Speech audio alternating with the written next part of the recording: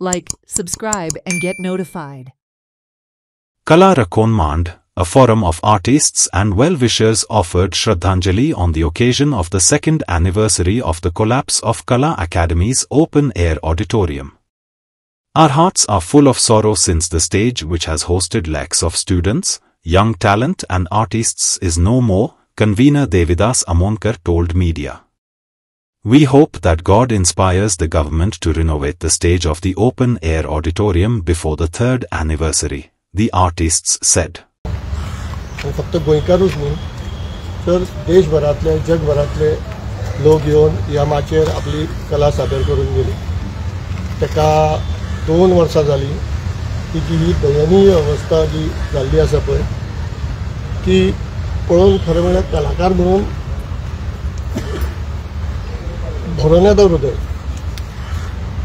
आनी गेल्या वर्सा आमी क्राय म्हणून भायर रडले ह्या माचये खातीर.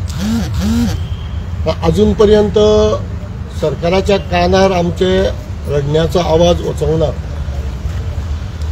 आमी आयज ही दुसरी एनिवर्सरी हांगासर मनयता.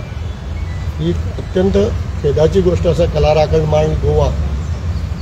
आनी हांव देवा कडेन मागता की आमच्या सरकाराक बरी बुद्ध दिवची आनी तिसरी एनिवर्सरी आमकां हांगासर मनोवची पडची न्ही.